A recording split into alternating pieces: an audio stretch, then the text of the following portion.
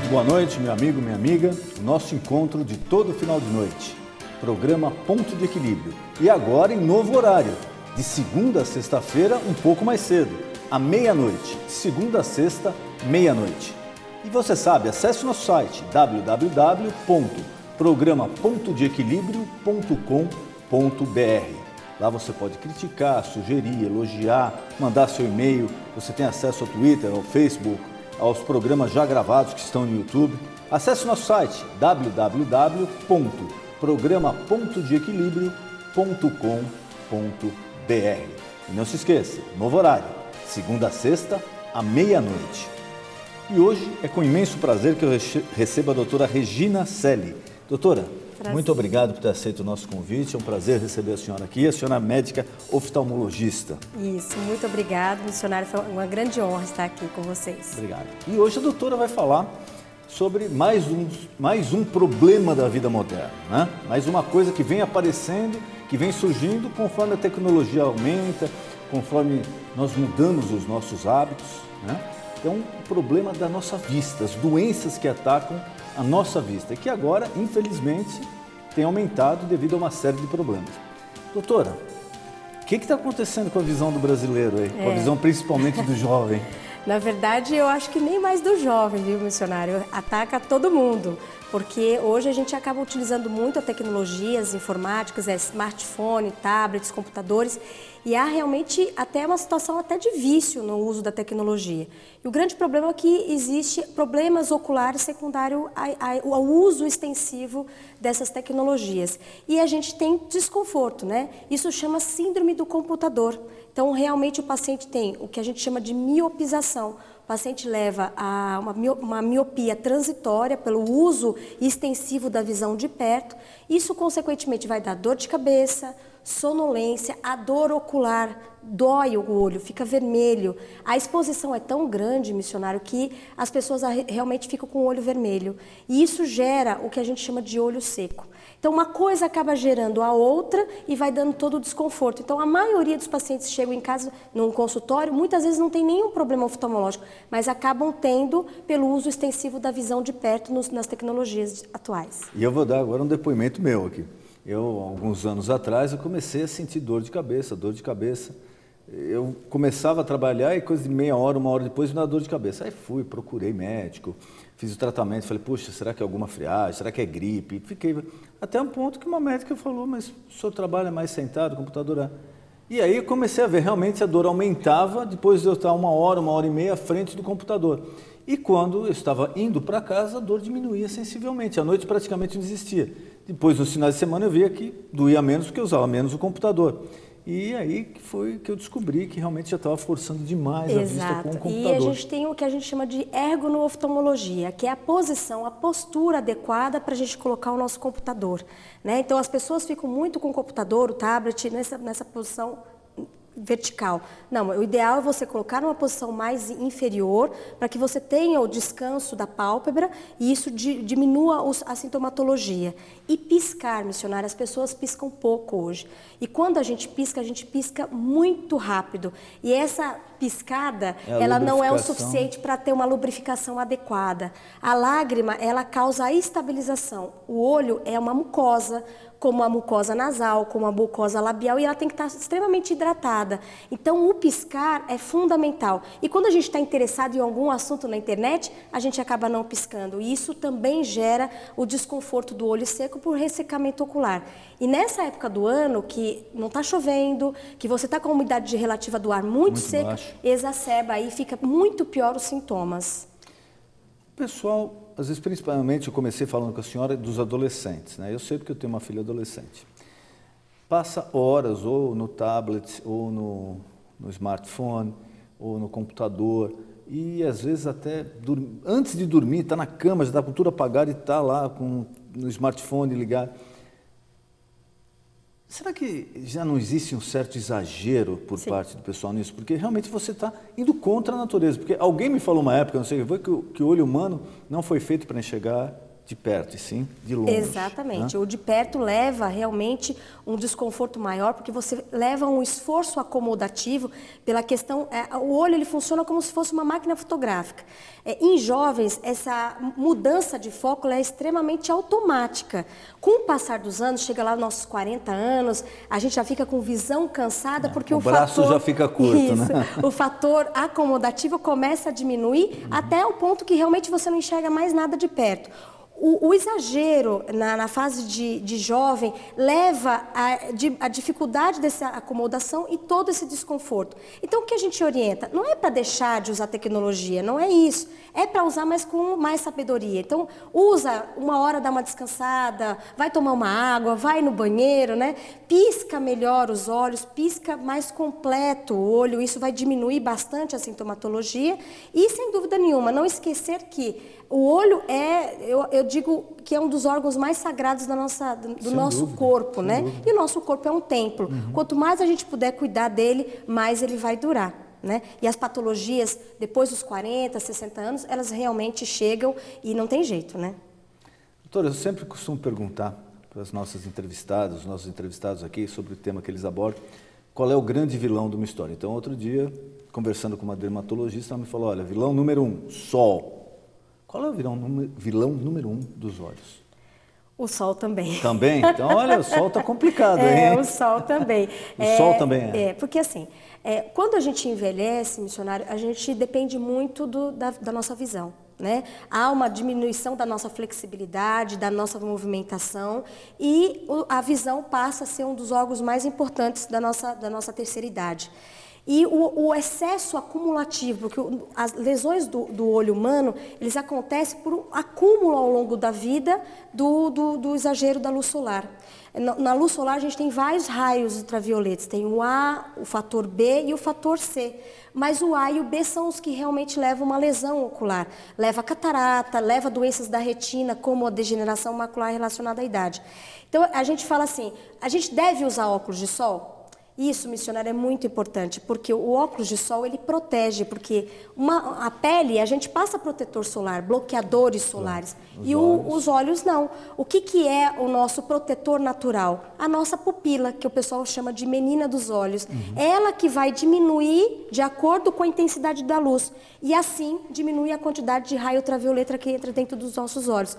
Mas mesmo assim, entra um pouco. Chega no cristalino, que é a nossa lente natural, e ela tem que ser transparente. Com o excesso da exposição solar, isso vai gerar catarata. Por isso que a catarata é muito frequente em pacientes idosos. Que vem com o acúmulo da Exatamente, radiação solar. Exatamente, pela senilidade, pelo próprio envelhecimento e o acúmulo desse raio ultravioleta que na exposição solar a gente recebe. E quando esse raio ultravioleta atinge a retina, também por acúmulo, a gente leva ao que a gente chama de envelhecimento ocular, e é a DMRI, que é a degeneração macular relacionada à idade, que vai levar uma baixa de visão importante em pacientes com 60, 70 anos. Ou seja, são pacientes que muitas vezes têm outras alterações, outras doenças que levam à diminuição de uma qualidade de vida, mas a visão, sem dúvida nenhuma, é o que vai piorar totalmente esse quadro, né? Então, a dica preventiva aí seria sempre usar um óculos escuro de qualidade. De qualidade. Isso foi muito importante. Por quê? Se você usar um óculos escuro que não tem uma boa procedência, o que pode acontecer? Você vai estar simulando como se você estivesse num ambiente escuro. E a pupila, quando está em ambiente escuro, a pupila dilata. Consequentemente, a isso vai entrar mais luz. Se você não tiver uma proteção nessa película escura de proteção de raio ultravioleta, entrando mais luz, você vai acelerar os processos que o raio ultravioleta vai fazer nos seus olhos. Então, é necessário que a gente use óculos de sol, mas que tenha proteção UVA e UVB, entendeu? Por isso, aí você vai ter uma melhor qualidade de vida no futuro, quando você tiver com seus 60, 70 anos. Se você não tem condições de comprar um bom óculos de sol, a gente prefere que você não use o óculos. Fica aí com algumas marcas de expressão, sim, mas pelo menos... um que faça mal, né? Exatamente. A própria pálpebra, na hora a gente fica com uma sensibilidade maior à luz, a gente fecha a pálpebra com uma maneira de você se proteção, proteger, e a sua pupila fecha para poder também diminuir a sensibilidade com a luz. E esses óculos, eu já cheguei a ver, tem um tipo de um certificado nele, Isso, né? é fundamental que venha com a certificação. Bom consumidor examinar quando compra, né? Ficar muito atento a isso, você que vai comprar, não é um produto barato, mas é um produto importante para a sua saúde, então tenha certeza do que você está comprando, né? E, missionário, não é só aquela etiquetinha colocando ali proteção 100% UVB ou UVA, né? É realmente vir uma certificação da fábrica mostrando o quanto que aquela lente ela protege contra o UVA e o UVB. Porque quanto mais próximo de 100, que o ideal é 100%, mais caras são essas lentes. E o uso contínuo de as pessoas que praticam natação, com cloro, com piscina, isso daí também prejudica, doutor? Na verdade, essas substâncias que são colocadas na natação são extremamente importantes na piscina, né? Por diminuir as bactérias que existem naquela situação. Elas são irritativas. Então, elas acabam levando uma conjuntivite que a gente chama de irritativa. Ela não é uma conjuntivite que passa, que é transmissível. Por irritação, porque o cloro é um agente irritante da nossa conjuntiva. O que a gente orienta? Sempre nadar com os óculos apropriados, com uma boa vedação, para que não entre realmente a água, né? E, ao mesmo tempo, quando terminar a sua natação, você usar um bom lubrificante para restabelecer a sua lágrima e aí o seu olho volta absolutamente ao normal. A senhora falou algumas doenças e trouxe aqui um catálogo para ilustrar. E a senhora começou a falar um tempo atrás da catarata, a gente conversava agora há pouco, que era a doença mais comum, que hoje cirurgia está praticamente resolvido o problema. Né? Porque na verdade a catarata ela é uma doença que leva uma cegueira reversível, missionário. Então, muito bem diagnosticada, você faz uma boa avaliação do olho do paciente, submetido a uma cirurgia que hoje é uma cirurgia com alta tecnologia, as lentes intraoculares, elas realmente têm uma boa qualidade no nosso país. Então, realmente é uma situação que você leva o paciente a uma vida normal depois. Às vezes tem paciente até que fala, doutora, minha vida melhorou, porque eu enxergo coisa que eu não enxergava mais. E hoje né? A cirurgia, além de ser fácil, está bem mais acessível à população. Muito mais acessível. Né? A oftalmologia hoje, ela tem todo um cuidado, o nosso órgão regulador, que é o Conselho Brasileiro de Oftalmologia, em mostrar realmente, levar a oftalmologia básica, de atenção básica e secundária, para a população mais carente. Então, hoje, realmente é muito acessível em praticamente todos os municípios do Brasil. É isso que eu ia perguntar para a senhora. Por exemplo, às vezes a pessoa pode estar passando por um problema e financeiramente ela não tem condição de consultar um médico, mas ela está sentindo algum problema na visão, uma dor.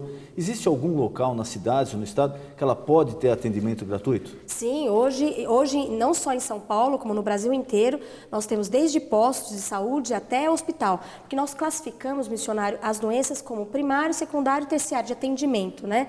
Então, imaginando que o terciário seria doenças que você necessita de cirurgia, necessita de um aporte de tecnologia maior, né? E você tem desde o atendimento primário, que são os óculos, o exame básico do paciente, no SUS, no Sistema Único de Saúde, no Brasil inteiro. E é feito gratuitamente? Gratuitamente.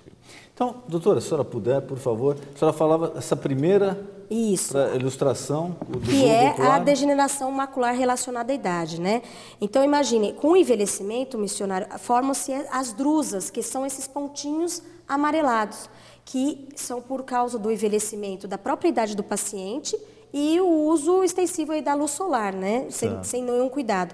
E o que isso gera? Quando a gente tem o fundo de olho normal, a mácula, esse ponto mais escurecido, é o ponto mais importante da nossa visão. E as drusas, quando começam a afetar a região macular, é o que a gente chama de DMRI, que é Quer dizer, quando esse clarinho começa a vir para esse mais escuro. Isso, aí porque que é o problema. A mácula ela é escura por conta de um acúmulo de células importante para a nossa visão, e a nossa visão precisa, missionário. Então, quando eu estou olhando para o senhor, eu estou utilizando a minha mácula. Então, eu consigo observar todo o cenário, mas por outras regiões da minha retina. Então, olhando para um ponto fixo, eu consigo observar. Mas a minha mácula, que é esse ponto escurecido, que é assim que ela deve estar, ela está me levando a uma visão principal, que é a minha visão de acuidade visual central. Certo. Quando as drusas vão acontecendo com o envelhecimento, mais claros. Isso, esses pontinhos amarelados, que afetam a região macular, que vocês podem observar aqui, ó, vai aumentando, você vai tendo o que a gente chama de degeneração macular relacionada à idade. Qual que é o problema dessa doença? Que a gente perde a visão central. Então, imagine, eu olhando para o senhor, Eu consigo perceber o ambiente, mas eu não consigo ver o senhor. Você tem uma visão lateral, periférica, mas a central Muito não. melhor, mas eu não consigo ver o foco de principal que eu estou enxergando, Certo. que é a pessoa que eu estou conversando. E isso leva a um problema muito grave, porque normalmente são pacientes idosos, de 60, 70 anos. Pode ser quedas. Quedas, aumenta muito tem pacientes até que ficam depressivos, perdem a razão de viver porque perdem uma qualidade visual. A visão é muito importante, né? E prevenção ou tratamento dessa doença? Prevenção seria a gente desligar o nosso relógio biológico, né? Ninguém consegue, a gente ainda não tem essa forma. Aí o ideal é realmente uma proteção ao longo da vida, né? Ter uma vida saudável, com boa alimentação. Existem alguns estudos mostrando que verduras verdes escuras, por exemplo, o espinafre, ele é rico de uma substância chamada luteína. E a luteína impede, missionário, o envelhecimento da retina. Por quê? A luteína, ela age como um fator antirradical, anti-envelhecimento. Então, se a gente tem uma boa alimentação, rica em verduras verdes escuras, a gente diminui, não só retarda o envelhecimento e não só, até aqueles pacientes que já estão com DMRI, diminui aí a progressão da doença. E sem dúvida nenhuma, não fumar. O fumo, o tabaco, acelera muito o envelhecimento ocular. E a DMRI com cigarro não combina. Existem alguns pacientes que você pode estar utilizando de vitaminas, além de toda a parte de alimentação, vitamina que o médico prescreve, polivitamínicos, que diminui a progressão também da DMRI. Certo. A outra, doutora? Aqui, nós temos a oclusão venosa. Aqui, missionário, é interessante mostrar o quanto o nosso organismo interfere no nosso olho. Então, pacientes hipertensos que têm pressão alta no corpo, que não cuidam porque não sentem nada. Pressão é um problema que não dói, né? Exatamente. Então, quando a pessoa se atenta para o problema, às vezes já é tarde. Já é tarde. E o que isso gera no olho? Mas a pressão do corpo mexe com o nosso olho? Mexe mesmo. Por quê? O nosso olho, ele é cheio de vasos, cheio de artérias, cheio de veias. E tudo o que acontece na nossa árvore cardiovascular leva à interferência ocular. Então imagine aqui como se fosse um fluxo sanguíneo normal. Aqui a veia normal, a veia do corpo normal, não tem nada a ver com os olhos aqui. Isso. A veia normal. Aí é o fluxo normal. Certo. Conforme o paciente vai envelhecendo, vai tendo maus hábitos alimentares, não faz exercício físico, fuma, você vai criando placas. Que esse amarelo já é a placa que obstrui o fluxo sanguíneo. Isso. Que no coração leva a pessoa a infartar quando é na artéria. E no olho, quando é na veia, você pode ter uma trombose ocular, que é a oclusão venosa. Então, em tese, a pessoa obesa, acima do peso, tem uma tendência maior de ter problema ocular. Sim. Em tese, sim. É sabido que os pacientes obesos, sedentários, tabagistas, que não têm uma boa qualidade de alimentação,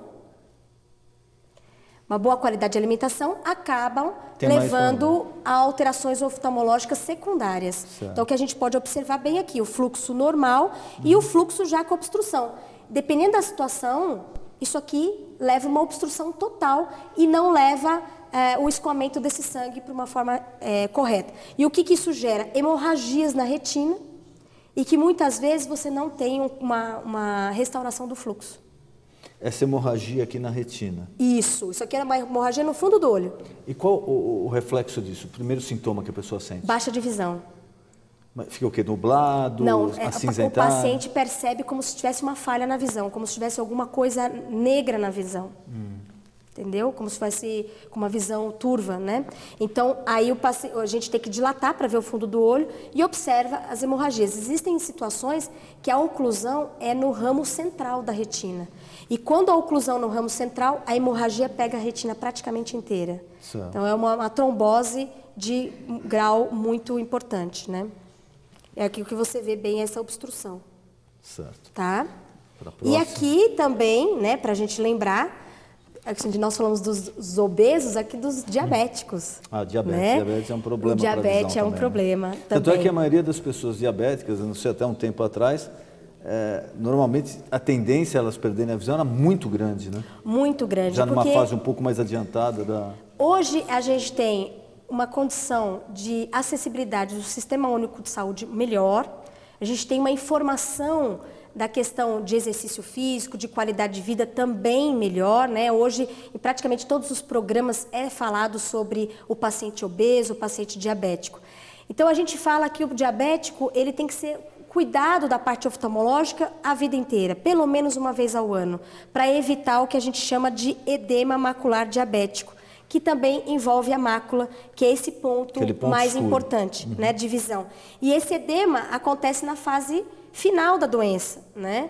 Mas eu não sinto nada no começo. Esse é o grande problema. O paciente vai tendo algumas hemorragias periféricas, que a gente chama de exudatos duros na periferia, que são lesões relacionadas ao diabetes. Mas a pessoa não nota. Não percebe, só percebe às vezes no exame oftalmológico que o médico oftalmologista dilata. E aí não cuida, e isso vai levando progressivamente uma piora do quadro que a gente chama da retinopatia diabética. Consequência disso vai levar um edema missionário e uma baixa de visão. E nesse caso o paciente vê como se ele estivesse vendo, quando a gente mergulha e abre o olho, você não vê estranho? Sim. Começa a ver daquele jeito, até uma hora que esse edema piora e muitas vezes pode cursar com uma baixa de visão irreversível. Tratamento mesmo que os outros? Prevenção? Isso. Existe o tratamento oftalmológico aqui, né? Aqui você pode, nos pontos hemorrágicos, fazer laser, né? Para evitar que o paciente tenha uma piora. E hoje tem medicamentos que a gente injeta dentro do olho, que são injeções intravítreas de anti-VEGF, que diminui as hemorragias e muitas vezes diminui esse edema e o paciente volta a enxergar. Mas é importante, se você não faz um cuidado clínico das suas doenças de base, o olho vai ser o reflexo de tudo isso. Então não adianta você ter toda uma tecnologia e não cuidar da doença de base. Então você vai fazer laser, vai fazer injeção. Mas o motivo continua lá, né? O fato gerador está lá. Tem que se cuidar. Então tem que ser um equilíbrio de uma forma completa, integral do paciente, para que ele tenha uma melhora da sua visão e, consequentemente, isso, a estabilização e não progressão da doença. Doutora, essas várias doenças que hoje existem, que infelizmente estão atacando a vista, muita gente fala o seguinte, é que está aparecendo mais doenças porque todo mundo está vivendo mais. Também. Né? Porque antigamente, até 60 anos atrás, 70 anos atrás, uma pessoa de 50 anos estava no final da vida. A idade média aí era de 55 anos, hoje já está em 70 e poucos, e dizem que vai chegar a 80. Os olhos estão preparados para uma vida tão longa também? Vamos esquecer essa parte de tecnologia, que a gente está forçando, ar-condicionado, que seca o olho, o computador. Mas será que os olhos estão preparados, de repente, para o ser humano viver 100 anos? Difícil. Né? Hoje nós temos dentro da oftalmologia uma especialidade para cuidar dos olhos centenários, né? De pacientes que realmente já atingiram os 100 anos. É que as estruturas oculares, elas envelhecem também. Esse é o grande problema. A gente acredita que com as células troncos, com a nanotecnologia, a gente consiga restaurar também as células retinianas. Então, possivelmente, com um tratamento, com uma boa qualidade de vida, você vai melhorar muito a condição do paciente acima de 80 anos de idade. Mas, sem dúvida nenhuma, todo o seu organismo, quando você envelhece, você vai sentir muito a parte visual. É um dos órgãos que a gente mais sente no envelhecimento. Então, hoje a tecnologia está aliada a melhorar as condições visuais desses pacientes idosos. Mas, sem dúvida nenhuma, quanto mais você proteger a sua vida como um todo, lá na frente a fatura vai vir pequena. Vai vir menor. Porque uma coisa é certa, missionário, a fatura vem. Vem. O corpo uma hora cobra, né? O corpo cobra. O tamanho dela que vai ser a diferença, né? Pessoa que não se cuida, bebe, fuma, tem diabetes, porque não sente nada, né? Com seus 50, 60 anos. Só que lá com seus 80, e hoje as pessoas estão vivendo. Hoje a gente recebe paciente de 101 anos no consultório. Essa é a minha dúvida, porque o órgão tem uma vida útil também, né? Sem dúvida nenhuma. Eu li recentemente, nos Estados Unidos, eu não sei qual laboratório, mas já estão fazendo uma simulação com a inserção de um chip. Isso. Nos olhos, acho que ele substitui uma parte do olho. Existem 2 estudos, na grande maioria das vezes, relacionados com na tentativa de devolver a visão. Primeiro, que é tentar fazer com que a retina volte a funcionar, né? Que é onde está a mácula, que é o ponto mais importante. Isso pode ser feito, estão tentando fazer via chip. O chip ele traria a possibilidade de você fazer a transmissão da luz e isso levar à transmissão cortical. Porque o olho, missionário, ele funciona como um transmissor de pulso elétrico. Então, você recebe a luz, o olho vai transformar a luz em impulso elétrico. O cérebro, ele só enxerga impulso elétrico, ele não enxerga a luz. Como se fosse uma máquina de fotográfica. Exatamente. Então, os chips, eles conseguem, em pixel, levar essa imagem. O grande problema é fazer com que essas pesquisas consigam aí atingir a raça humana. Essa é a grande preocupação. E hoje já tem programas, né, de protocolos universitários que está chegando no Brasil recentemente com o Dr. Bruno Diniz, de transplante de células-troncos em pacientes com DMRI, para tentar com que essas células retinianas, né, que são mais importantes, voltem a ter uma função visual importante. Mas são ainda protocolos que ainda não estão na fase humana, estão em fase animal, então realmente demora muitos anos para a gente poder ter aí uma perspectiva de que essas tecnologias de laboratório vão estar aí no mercado ofertando uma melhor qualidade visual para os pacientes. Qual a dica que a senhora dá para a mãe, para o pai? A partir de que momento é aconselhável um acompanhamento da saúde ocular da criança? Quais os sintomas que os pais têm que estar mais atentos? A periodicidade de algum exame? O que a senhora aconselha para o pai e para a mãe? Eu, como uma oftalmopediatra, porque eu adoro criança, eu aconselho no nascimento. Né? Desde o nascimento? Desde o nascimento. Existem doenças que, infelizmente, afetam o bebê e o bebê não sabe falar. Então, hoje, em alguns estados, o teste do olhinho ele é obrigatório no nosso país. E o teste do olhinho, missionário, identifica muitas doenças oftalmológicas. O retinoblastoma, que é um tumor maligno que pode acontecer na infância. Catarata congênita e glaucoma congênito, basicamente. E também em relação à retinopatia da prematuridade. Os prematuros, cada vez mais crianças prematuras, e isso envolve também a necessidade de um acompanhamento oftalmológico. Então, o paciente que teve um bebê saudável, que o teste do olhinho é negativo, está tudo bem com essa criança, aí vale a pena você fazer um acompanhamento anual. Agora foi visto alguma alteração no teste do olhinho, então aí essa avaliação tem que ser mais precoce, porque possivelmente esse olho está cometido com alguma patologia que tem que ser identificada e imediatamente tratada. E sempre a prevenção é o melhor caminho, né, doutor? Exatamente. Muitas pessoas falam assim, mas o bebê não fala, né? Como é que vocês vão conseguir saber se ele precisa de óculos, se ele tem algum estrabismo, alguma coisa? A infância ela é muito importante porque o olho humano ele tem uma maturidade nos primeiros 7 anos da nossa infância.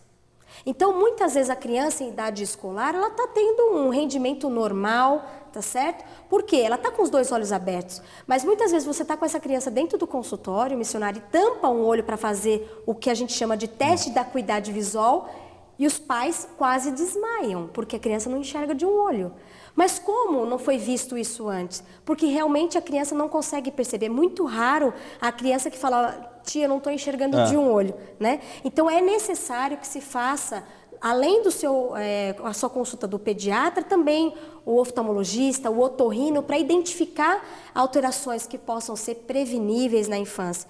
E esses primeiros 7 anos são fundamentais pela maturidade oftalmológica. Então imagine, um olho é normal e esse olho tem uma miopia ou uma hipermetropia, que os pais muitas vezes não estão sabendo desse fator.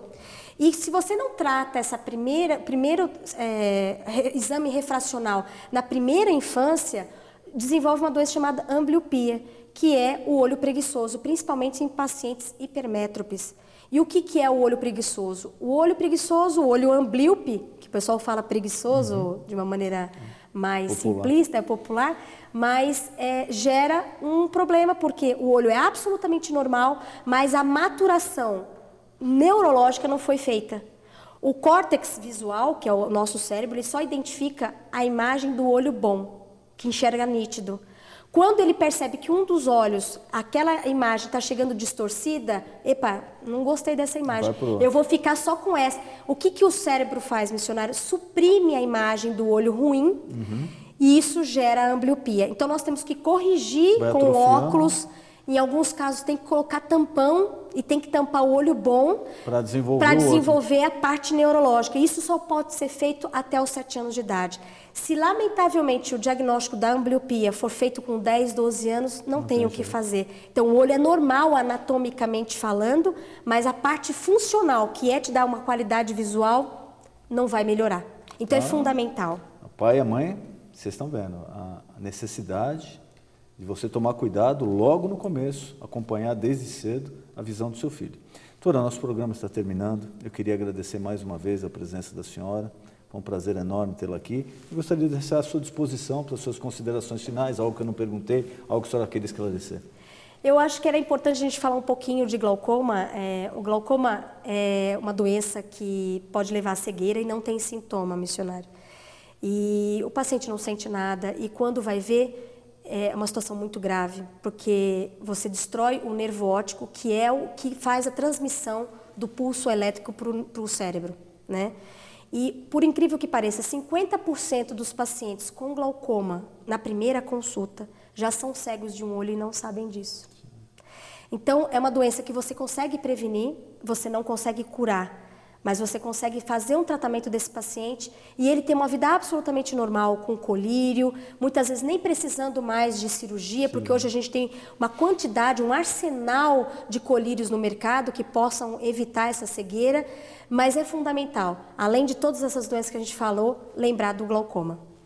Doutora, muito obrigado pela sua presença, foi um prazer enorme recebê-la aqui. Muito obrigada.